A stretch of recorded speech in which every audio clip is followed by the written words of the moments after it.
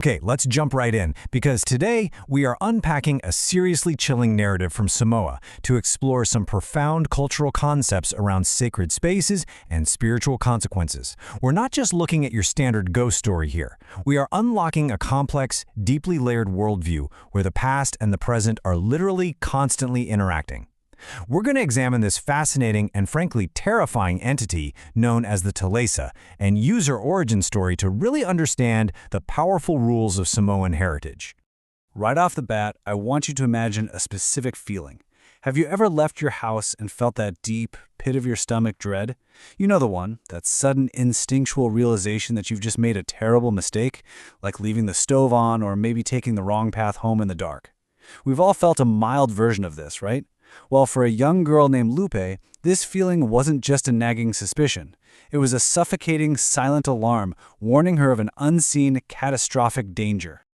To understand why this happened, let's set the scene. Picture this. Lupe is a young girl, and she'd spent the entire afternoon swimming at this beautiful river with her friends. As the sun starts to set, her friends head home for dinner, but Lupe decides to linger. The light gets all silvery, the night-scented flowers start to bloom, and she's completely alone in this special gathering place. Now, her hair had gotten painfully knotted from swimming all day, so she simply pulls out a comb and begins untangling it in the moonlight. But suddenly, nature reacts. The evening birdsong stutters and just stops.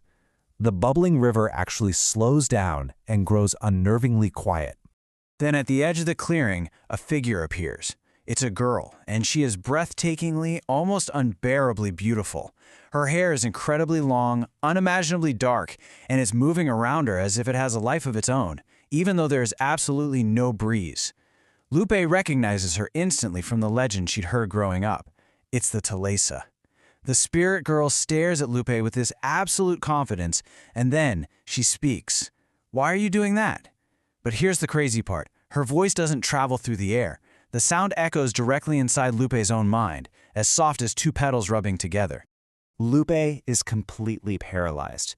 Her fingers are locked around the comb in her hair. She tries to apologize, but her lips just move wordlessly.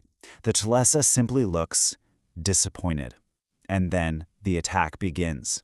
Now, this wasn't a physical punch. It was a sudden, massive sap of energy that literally drops Lupe to her knees.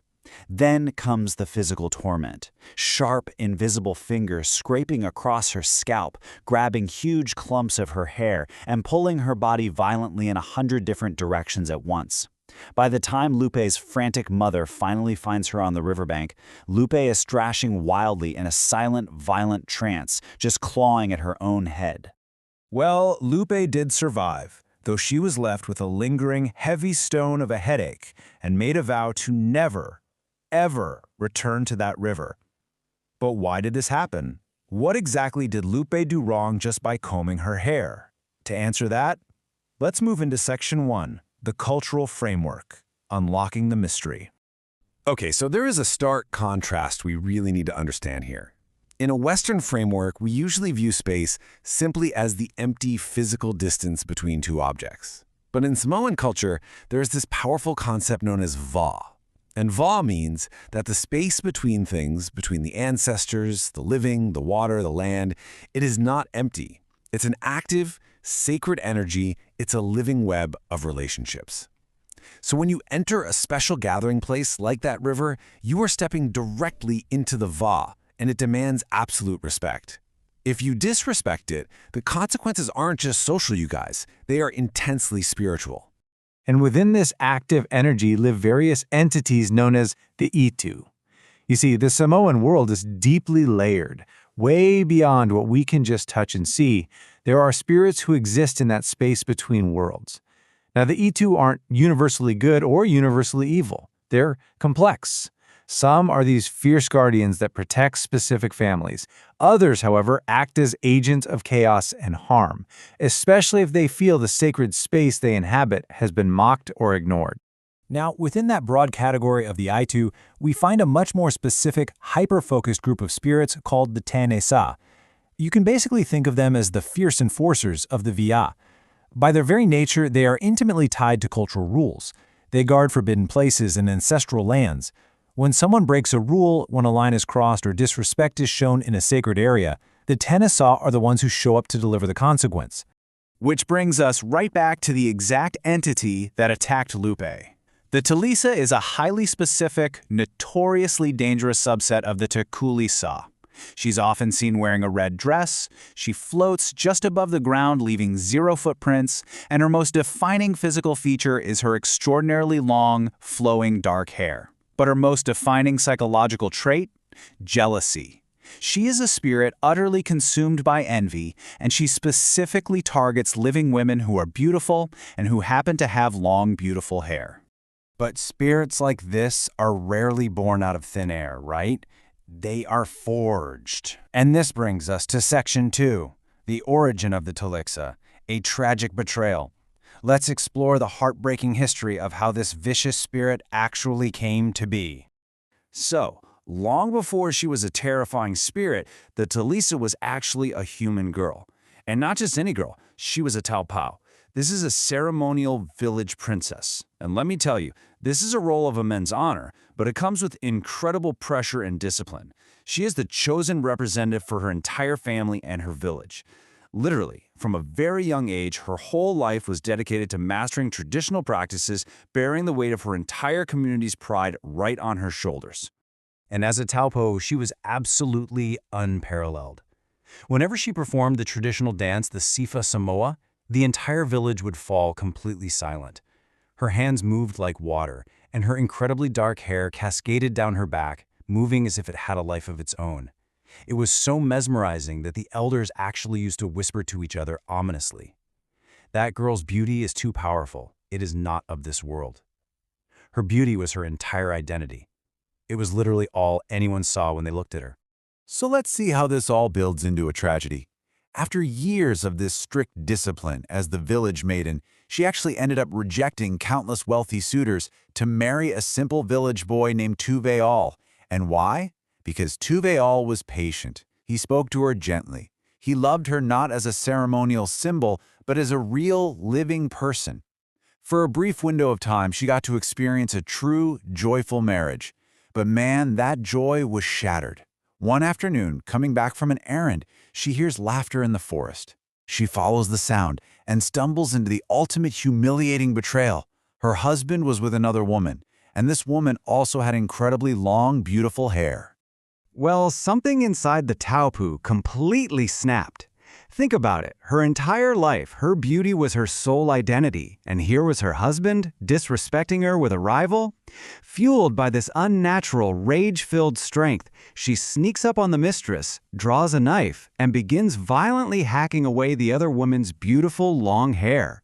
As the woman is screaming, the taupo leans in and whispers, "You thought you were as beautiful as me. Now look at you."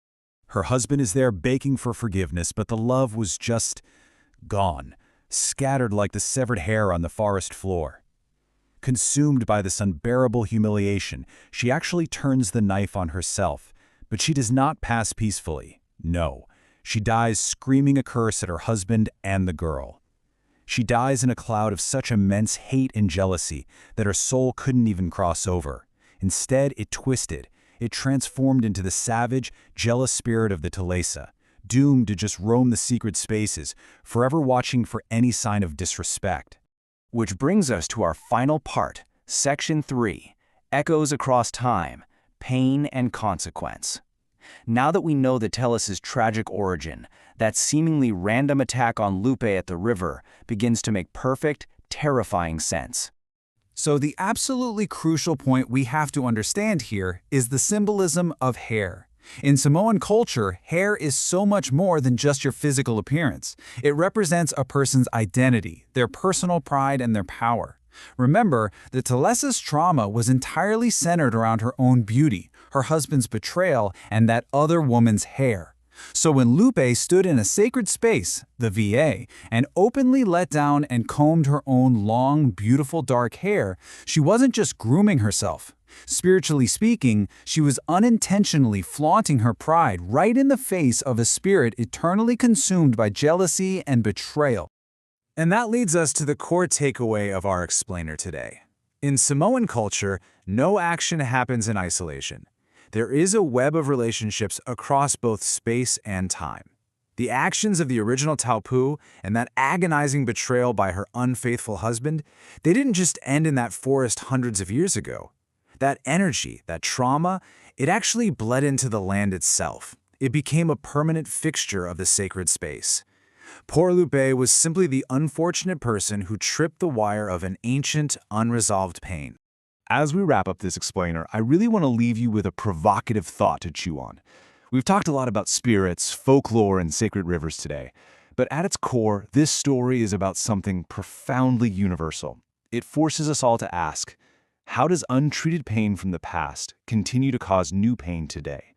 Whether it's a supernatural entity guarding a river, or just the generational traumas we carry in our own daily lives, the past really does have a way of demanding our respect.